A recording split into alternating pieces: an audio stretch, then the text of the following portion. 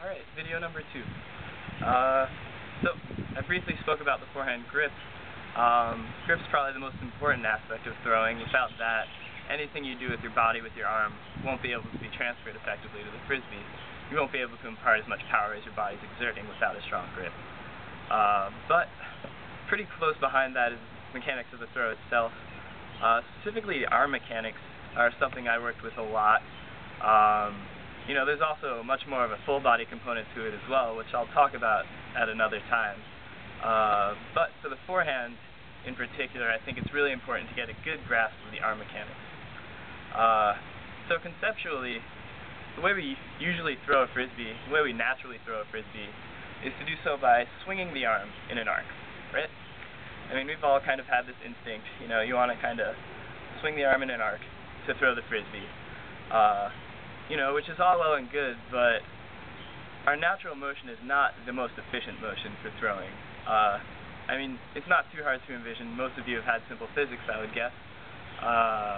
You know, if you're swinging on an arc and trying to throw in a straight line off of that arc, you have to be very precise to your release point in order to project that frisbee in the direction you want it to go if you're throwing on an arc.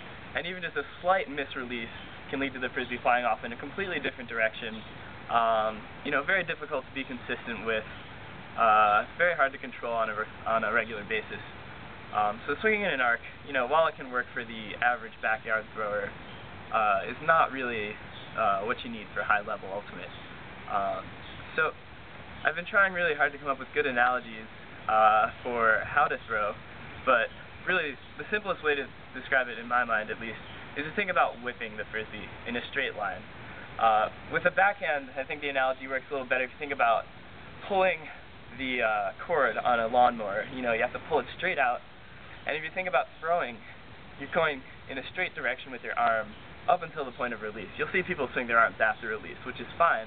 That doesn't really impact the throw as much, but really think about your wind-up and just the first part of your follow-through, all going straight towards your target. And that'll lead to a lot more consistency with your throws. Not too hard to grasp with the backhand. One way I really got it down was by throwing off of one foot. From this position, it's really hard to compensate with the body. It really forces you to use the arm mechanics more so than your body mechanics. And once you've learned to isolate this arm action and really make that efficient, once you add in the body mechanics as well, you can get a lot of power and control with the throw. Similarly for the forehand, throwing off of one foot. The action's a little harder to get with the forehand. Probably the closest analogy you'd think of is whipping a towel. You know, if trying to spank someone in the butt, you go for it in a straight line and whip your arm back to kind of get that whipping action.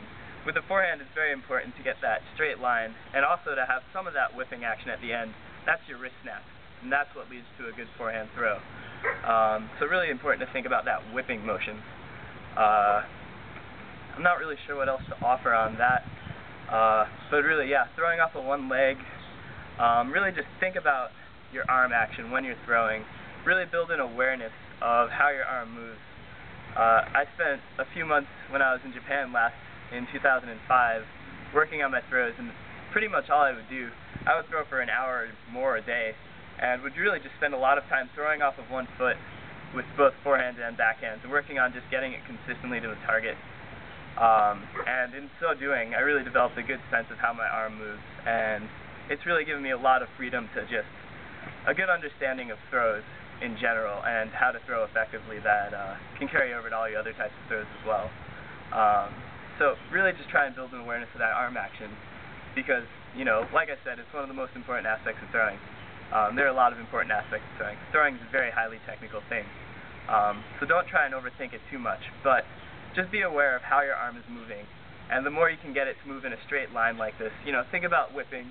Think about pulling the engine on a lawnmower, and hopefully those sorts of analogies will make it a little easier and a little quicker to get than trying to pull it apart piece by piece. So that's what I have for arm action and throwing. Hope you enjoy it.